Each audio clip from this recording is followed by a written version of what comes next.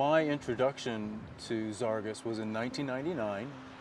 I was on assignment for Outside Magazine in Africa. Happened to be in Namibia at the time.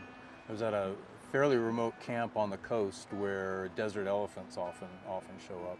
And there was a parking lot where other overlanders were there. And I noticed this beautiful Defender 130, a double cab pickup that was obviously well used, dusty. And I was walking around and looked in the back, and in the back was this stack of cases with Zarges brand on them. And they'd obviously been used, obviously been beat up, and yet they were obviously still perfectly functional.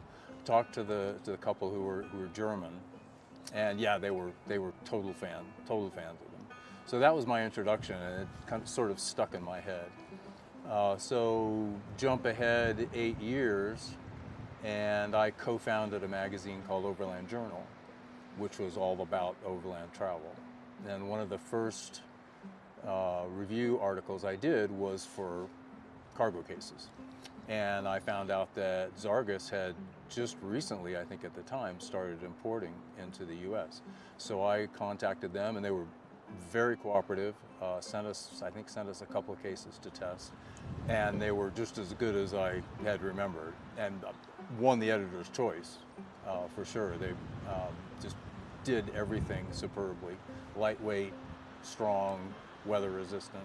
So I was hooked then, and of course put the cases to use, and then Roseann, shortly after that, I started a project vehicle for the magazine. Was my vehicle featured in the magazine, an FJ60 that I converted to a diesel, and then outfitted the back with my ultimate camping setup, which was a pantry of a Zarges case, and then a stove box that the partner steel stove fit in the Zarges case perfectly, and all my kitchen equipment on a stand. So one Zarges on a stand, the stove on a stand, perfect setup, and then two smaller cases for fuel, lanterns, fit perfectly in the back of the 60 strapped down.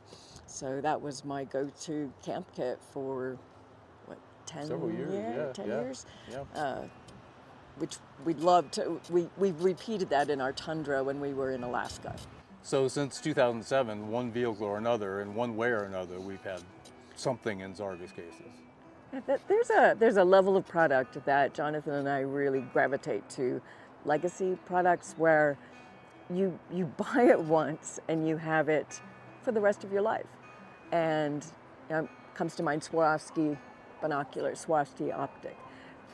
You cry once and you have the best optics ever.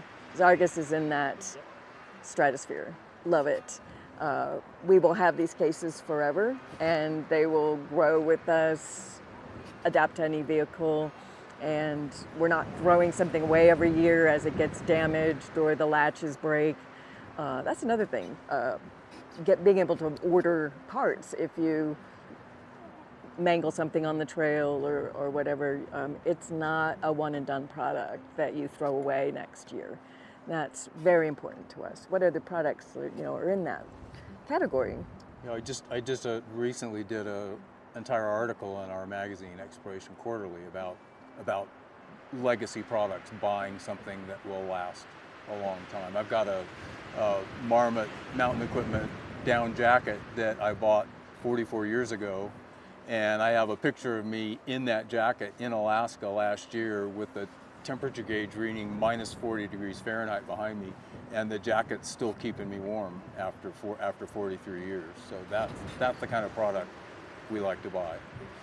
It's another example right there.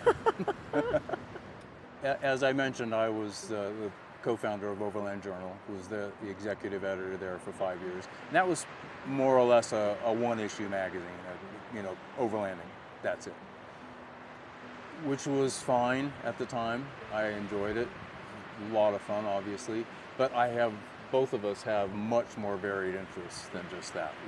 We have a scientific background, biology background, ecology and evolutionary biology, so there's that. Roseann has a background in field arts, field sketching. So we decided that we were going to do our own magazine and just put in it the stuff we liked. I'm interested in exploration history. We do exploration history. I'm interested in gear. I do gear reviews. I'm interested in cars. I do vehicle reviews. Bicycles, Bicycles, boats. yeah, anything that Yeah. strikes our fancy. And our readers respond. We talked to a whole lot of them here at the Overland Expo this past weekend, and they just really are enjoying it. I love to hear that they love these flights of interest that we go on. We take people all over the world, but also deep down fractal rabbit holes, you know, and just really have a lot of fun with that. So this is our 42nd year together, and when we first started dating, it was camping, overlanding. So for us, it's been who we are. I've been doing it since I was a kid. My parents threw all the kids in the back of a Travelall and we'd spend the summer in Mexico. So for me, it's not something I turned to, it's who I am. I love being out in the exploring, whether it's 10 miles from home or halfway around the planet. It really doesn't matter, just learning new things, and that's our ethos, is never stopping learning, and that's how we've lived our lives.